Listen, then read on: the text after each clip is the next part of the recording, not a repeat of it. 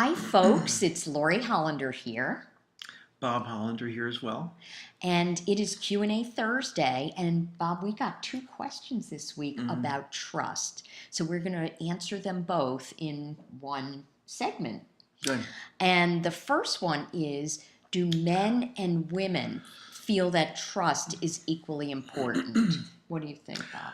I think men um, deceive themselves sometimes when they feel like, well, I more easily trust than her. She gets too involved in trust, Too too jealous? too jealous. She Mhm. reacts too much. When I see a man,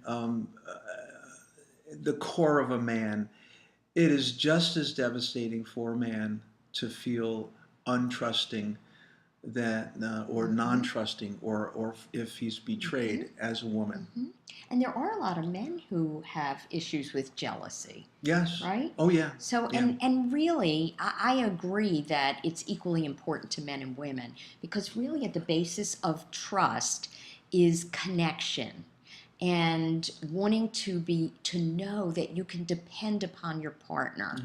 And part of that has to do with truthfulness and feeling like you are important. And if your partner lies to you or betrays you or cheats, Mm-hmm. and trust is broken, then you don't feel as Yeah. connected. And you could even make a case that if you go down to where our first trust was early in the family, trust is linked to even survival, to Mm-hmm. a sense of security, a safe place. Mm-hmm. So it's very profound. So if someone cheats, it is just not, a blip in on the screen.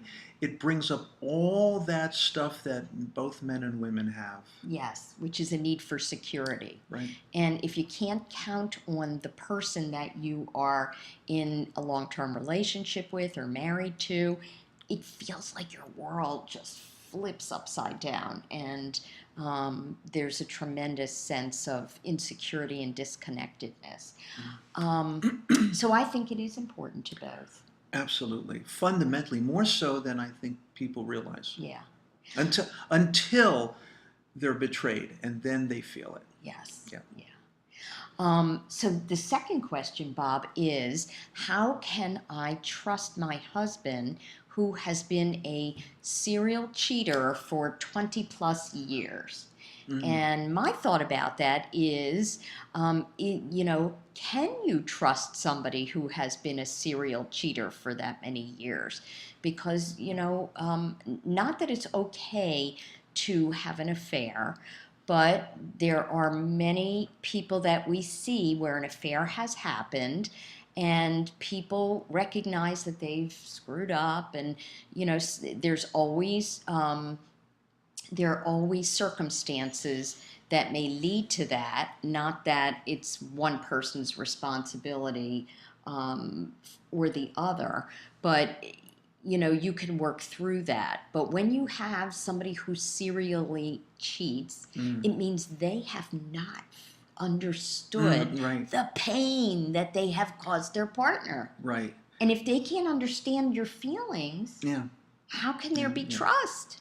It's almost as if diagnostically, if someone is serially cheating, it's not just a serial cheating, it's the lack of awareness and sensitivity that the serial cheating reveals in Mhm. that person's personality. Right. And they need to understand that um, it's this awareness that's not only going to stop the serial cheating, but it's going to be able to help them be psychologically present when your wife or your husband is screaming at you and yelling at you Or because you'll be or crying and crying or hurting. withdrawing, Mm-hmm. to understand the sensitivity underneath those reactions, Right.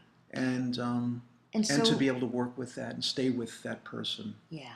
So if there has been serial cheating and your husband is ready to go to therapy to own the hurt that he's perpetrated upon you over the years and is willing to do the work, which means be vulnerable, feel the guilt about how he has hurt you, Mm-hmm. understand your feelings of betrayal, if that person's willing to now come clean and tell the full truth, if that person is willing to make amends and make you the priority, then there may be some hope for that relationship to be repaired. Sometimes people over the years do soften and change, but if that's not the case, then how could you trust somebody who doesn't understand the pain that they've caused you? Right, and so you were going for a man to be vulnerable, and I'm going to go to a more masculine concept men may could be able to relate to. My nephew, who's a orthopedic surgeon, hi Jeff, says that the way he sticks with it through medical school and a tough operation is having grit. And I work with sometimes bodybuilders, and they can't stay in the relationship and work in it. And I'm thinking, wait a minute, look at all the weight that you lift. Where's the grit? Where's the drive? Where's the determination, the fortitude? The perseverance. Yes. So it takes that too. Yeah. To stick in there and do the work. Right. And realize it's not a very, very linear line. She gets better and better, or he gets better and better. It's always going back to the initial insult, which needs to be done. Yeah. Needs to go back to the original her, which goes back sometimes even before she met you. Yeah, well, let's not get back to Freud. Not going to get back today. to Freud. No. Not today. Who I respect tremendously in some ways. Okay. And believe it, Bob and I have persevered through many things over 30 years.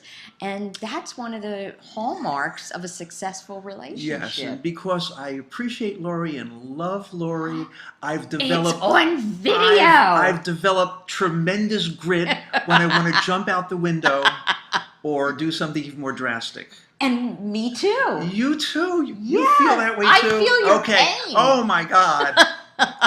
All right, folks. So much pain. Yes. When you go through it, it's a better relationship. Exactly. Go through it together. So send us your questions to info@relationshipswork.com, and we will see you next Thursday. Take care. Care. Bye-bye.